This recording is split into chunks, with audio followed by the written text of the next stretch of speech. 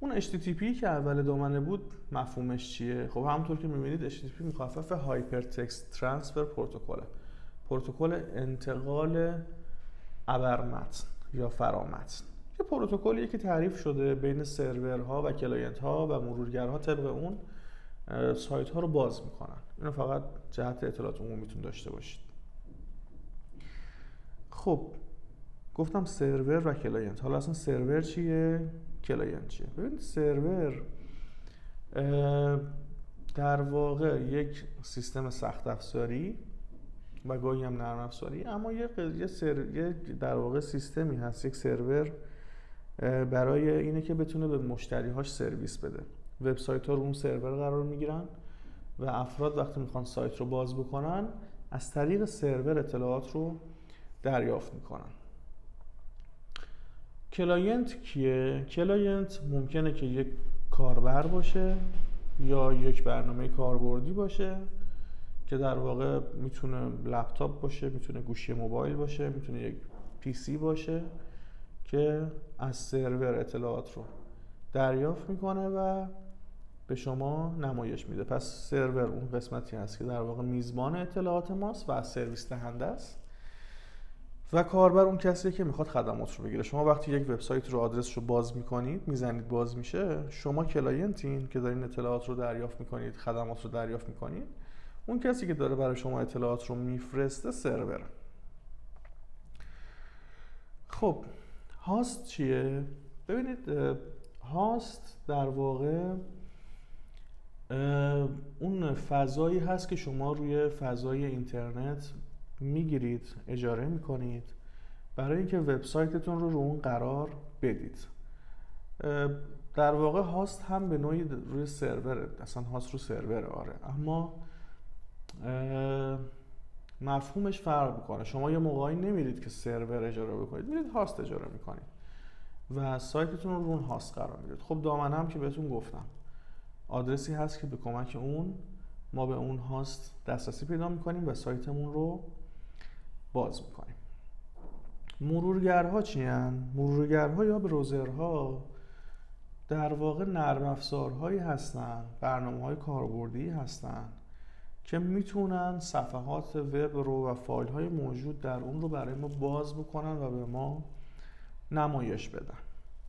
همین مرورگر فایرفاکس یا کروم یا سافاری که رو گوشیاتون دارین یا روی لپتاپتون یا روی پیسیتون دارین و با استفاده از اونها وارد فضای اینترنت میشین، بهشون میگیم مرورگر یا براوزر. کارشون در واقع ترجمه صفحات HTML هست به زبانی که ما میتونیم اون رو درک بکنیم. چون اگه قرار باشه کد HTML رو برای شما باز بکنن، یه فرد عادی که کد HTML رو متوجه نمیشه طبیعتاً.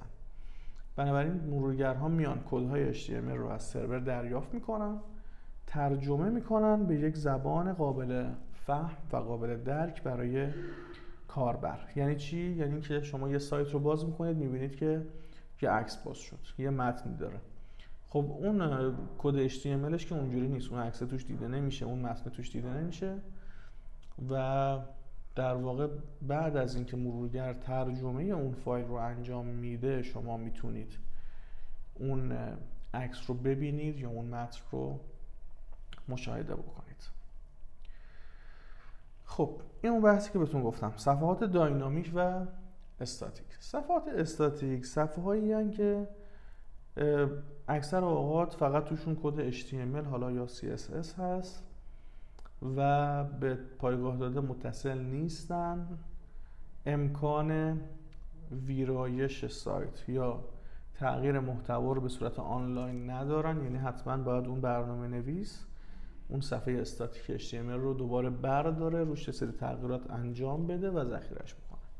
مثلا فکر کنید که یک صفحه درباره ما توی سایتی هست استاتیکه، حالا کارفرما به شما میگه که مثلا 2 خط تو این درباره ما اضافه کن برای ما. مثلا ما الان رفتیم نمایشگاه، 2 خط برای ما اضافه کن، اینا رفتن نمایشگاه.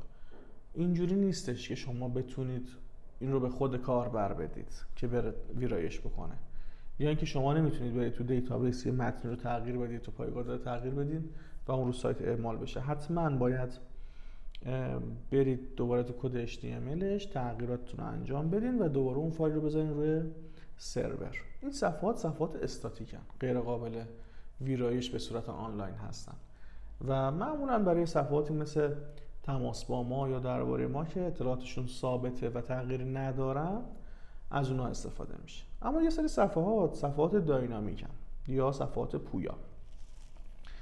این صفحات پنل مدیریت محتوا دارن، یعنی شما میتونید یه قسمت مدیریتی رو در اختیار کاربر بذارید و کاربر از طریق اون بتونه مطالب اون صفحه رو ویرایش بکنه.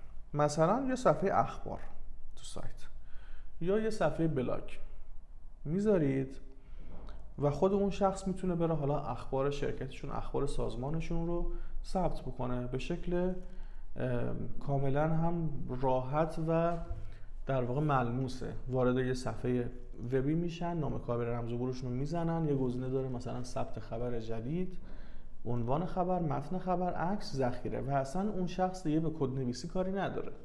از طریق پنلی که شما بهش دادید میره و اطلاعات رو ثبت میکنه و اون اطلاعات میرن تو پایگاه داده ذخیره میشن و اتومات دیگه رو اون صفحه داینامیک اخبار جدید مدام نمایش داده میشه. یا مثلا یه صفحه بهشون دادین بلاگ، مقالاتشون رو میخوان بذارن، اونم به همینطور. کاربر میره یه مقاله جدید ثبت میکنه، عکسشو میزنه، اطلاعات میره تو دیتابیس ذخیره میشه و همون لحظه هم آنلاین روی سایت قابل نمایشه. بنابراین صفحات داینامیک به این صورت هست که آنلاین قابل ویرایشن و یه فرد بدون که هیچ دانش برنامه نویسی داشته باشه، هیچ دانش طراحی وبی داشته باشه، از طریق پنلی که شما براش آماده کردید میره و فقط یه سری اطلاعات رو وارد میکنه، تایپ میکنه، یه عکسش رو انتخاب میکنه و ذخیره میکنه و در لحظه اطلاعات روی سایت براش میشینه و به روز رسانی میشه. این هم بحث صفحات در واقع داینامیک و استاتیک، پویا و ایستا. خب برنامه نویسی توی بحث وب ما دو قسمت داریم. حالا تو جاهای دیگه مثل اندروید، مثل ویندوز هم همینه، یه بحث ثابت. یه برنامه نویسی سمت کلاینت داریم یا کلاینت سایت پروگرامینگ و یه برنامه نویسی سمت سرور داریم یا سرور سایت پروگرامینگ. توی وب صفحاتی که در تعامل با کاربر هستن، یعنی مثلا شما یه سایت رو باز میکنید، فکر می‌کنم هممون دیگه سایت سنجش رو باز کردیم، مثلا سایت سنجش رو باز میکنید، یه صفحه میاد جلو چشتون. اون صفحه‌ای که دارید میبینید و با شما در تعامله، اون برنامه نویسی سمت کلاینت روش اتفاق افتاده. یعنی اینکه ظاهر سایت، گرافیک سایت طراحی شده توسط زبان‌های برنامه نویسی سمت کلاینت یا سمت کاربر. کلاینت همون کاربر. خب بنابراین برنامه نویسی سمت کلاینت میشه طراحی و برنامه نویسی مربوط به ظاهر و رابط کاربری یک وبسایت. یه زبان‌هایی مثل HTML، مثل CSS، مثل JavaScript زبان‌هایی هستن که شما توی بحث در واقع کلاینت سایت پروگرامینگ از اونها استفاده میکنید. همین بحث فرانت اند هم که ما میگیم همینه. طراحی فرانت اند سایت در واقع طراحی رابط کاربری و ظاهر وبسایت هست. خب برنامه‌نویسی سمت سرور چیه؟ ببینید تو همون سایت سنجشی که با هم تا حالا هممون رفتیم و ثبت نام انجام دادیم، خب گفتم یه قسمتی از سایت هست که ظاهر سایت هست که شما میبینید. خب اون میشه سمت کلاینت.